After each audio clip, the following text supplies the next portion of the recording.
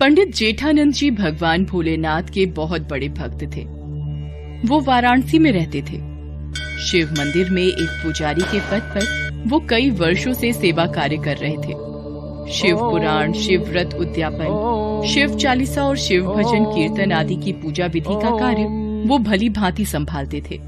अरे पंडित जी, आज आप बड़ी सुबह सुबह ही तैयार हो गए। सुशीला, आज किसी के घर में सावन सोमवार की पूजा है, तो वो शिव पुराण का पाठ करवाना चाहते हैं। इसलिए मंदिर में पूजा कार्य करके सीधा उन्हीं के घर चला जाऊंगा। आने में शाम हो जाएगी। पंडित जी शिव मंदिर में पूजा करके उन लोगों के घर पहुंचते हैं जहां शिव पुराण का पाठ करवाना था। पूजा की तैयारी के बाद वो भगवान शिव के लिए एक आसन लगाते थे और उसके सामने एक त्रिशूल और डमरू स्थापित करके पूजा शुरू करते थे। ये जेठानंद पंडित जी का नियम था। अरे ये पंडित जी, पूजा से पहले एक आसन, ये त्रिशूल और ये डमरू क्यों स्थापित करते हैं भाई? जेठानंद पंडित जी से जब भी पूछते हैं, वो यही कहते हैं कि जब वो पूजा करने लगते हैं तो स्वयं भगवान शिव उनकी पूजा सुनने के लिए इस आसन पर विराजित होते हैं। ये तो श्रद्धा भाव है पंडित जी का, तभी तो विश्वास के साथ ये आसन लगाते हैं, है कि नहीं? पंडित जेठानंद पूजा करवा कर घर आ जाते हैं। आ गए आप? चलो भोजन कर लो। अब कल से तो आपको मंदिर में भी समय लगेगा। शिव मंदिर में भक्तों की भीड़ लगनी शुरू हो जाएगी। हाँ, कल शिवरात्रि है, तो सभी कावड़िए शिवलिंग पर जलाभिषेक करेंगे। दूर दूर से शिव मंदिर में लोग पूजा करने आते हैं। भक्तों की भीड़ रहेगी कल तो। अगले दिन पंडित जेठानंद सुबह सुबह मंदिर पहुंचते हैं। हाँ, ये प्रभु शिव शंकर का आसन बिछा देता हूँ, फिर पूजा आरंभ करूंगा। अब पंडित जी, कोई बहुत पहुंचे हुए महाराज शिव मंदिर में दर्शनों के लिए आ रहे हैं। उनके पीछे भक्तों की भीड़ भी है। आइए महाराज, आइए। आज शिवरात्रि के पावन अवसर पर इस मंदिर की शोभा बढ़ाइए। स्वामी महाराज की जय, स्वामी महाराज की जय। सबका कल्याण हो। पहले हम मंदिर में थोड़ी देर विश्राम करना चाहेंगे। अच्छा, तो यह आसन हमारे लिए बिछाया है। अति सुंदर, अति सुंदर। क्षमा कीजिए स्वामी महाराज, ये आसन तो मैं भोलेनाथ के लिए सजाता हूँ। वो मेरी पूजा में अपनी हाजिरी देकर उसे संपूर्ण करते हैं। मूर्ख, कभी भगवान भी ऐसे आसन पर आकर बैठ जाएंगे? ये असंभव है। ये तुम्हारा पागलपन है। मेरा विश्वास है, जो कई वर्षों से मैं ये आसन बिछाता हूँ और मुझे पता है भगवान शंकर सदैव मेरी पूजा में इस आसन पर विराजमान होते हैं। अच्छा, तो फिर प्रमाणित करके दिखाओ पंडित जी कि सच में भगवान शंकर इस आसन पर बैठते हैं। स्वामी महाराज, भगवान में आस्था और विश्वास ही हमारी पूजा को सफल बनाता है। इधर उधर की बातें मत करो पंडित जी। मुझे प्रमाण दो कि इस आसन पर शंकर महाराज विराजित होते हैं। मैं भी तुम्हारी भक्ति में शक्ति देखना चाहता हूँ कि तुम में भला ऐसा क्या है जो सिर्फ तुम्हारे कहने पर भगवान स्वर्गलोक को छोड़कर यहाँ तुम्हारी पूजा में बैठने आ जाते हैं। स्वामी महाराज, आपको प्रमाण चाहिए तो मुझे कल तक का वक्त दीजिए। पर मैं कैसे विश्वास कर लूं कि पंडित जी आप कोई चालाकी नहीं करेंगे? अगर आपको मुझ पर विश्वास नहीं है तो आप ये आसन अपने पास रखिए और कल जब मैं इसे पूजा के समय यहाँ रखूंगा, बस आप इसे यहाँ से उठाकर कहीं और रख देना। आपको प्रमाण मिल जाएगा। ठीक है, यदि तू सच्चा भक्त होगा तो मैं तेरा सेवक बन जाऊंगा, और यदि तू असफल रहा तो तू इस मंदिर को छोड़कर चला जाएगा। मुझे आपकी शर्त मंजूर है स्वामी महाराज। स्वामी महाराज को आसन सौंपकर पंडित जी घर आ जाते हैं। लोग इस विषय में बातें करने लगते हैं। पता नहीं भाई, अब कल देखते हैं किसकी जीत होगी और कौन हारेगा।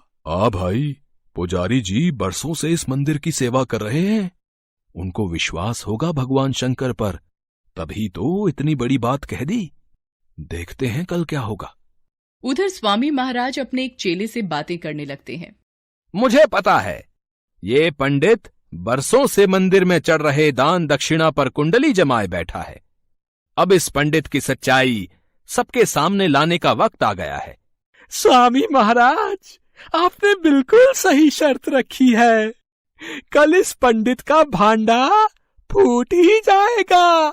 हाँ, फिर तो सब लोग आपकी वाहवाही करेंगे। हाँ। पंडित जेठानंद भी घर आ जाता है। सुशीला पूछती है। पंडित जी उसे सारी बात बताते हैं। सुनो जी, आप तो भगवान भोलेनाथ के परम भक्त हो और भोले भंडारी के होते हुए आपको चिंता की क्या आवश्यकता।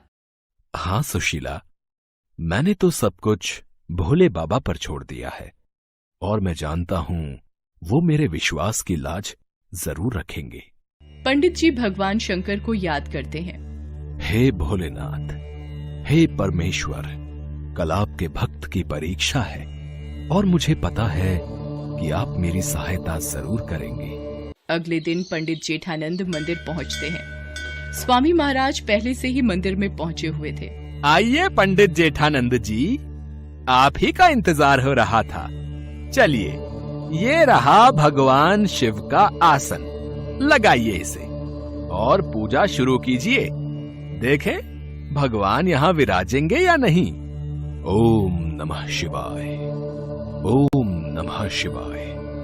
हे शिव शंकर, यदि मैं सच्चे हृदय से आपका नाम लेता हूं, यदि मैंने अपने शिव शंभू की सदैव सच्चे मन से पूजा की है, तो मेरे भोलेनाथ आज यहाँ विराजो। हे नीलकंठ, आज यहाँ विराजो। पंडित जी शंकर भगवान का स्मरण करके मंत्र जाप कर रहे थे।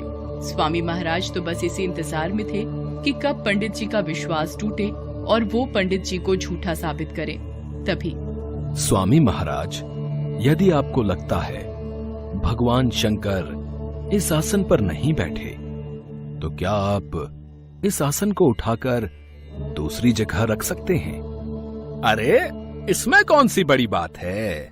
रुको, अभी इस आसन को वहां सामने रख देता हूं। दूध का दूध, पानी का पानी अभी हो जाएगा। अरे, ये आसन उठ क्यों नहीं रहा। ये तो टस से मस भी नहीं हो रहा।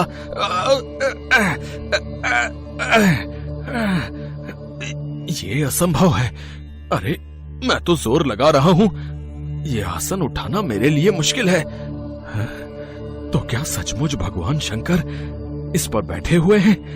तभी स्वामी महाराज को महसूस होता है जैसे किसी ने उनके हाथ को ही छिटक दिया हो। वो घबरा जाते हैं और पंडित जी से क्षमा मांगते हैं। सब लोग इस चमत्कार को देखकर आश्चर्य में पड़ जाते हैं। हे महादेव, आप सचमुच इस आसन पर बैठे हैं, मुझे यकीन हो गया। पंडित जी, मुझे माफ कर दीजिए। आपकी भक्ति जीत गई, मैं गलत था। आप तो सचमुच भगवान भोलेनाथ के सच्चे भक्त हो। नहीं नहीं स्वामी महाराज, भगवान शंकर के लिए सभी भक्त एक समान हैं। बस विश्वास और लगन की आवश्यकता होती है। भगवान शंकर ने पंडित जेठानंद का विश्वास टूटने नहीं दिया। स्वामी महाराज को पता चल गया था कि पंडित जेठानंद की भक्ति में बहुत शक्ति है और वो शक्ति सभी के पास होती है। बस उसमें श्रद्धा का दीपक जलाने की जरूरत होती है।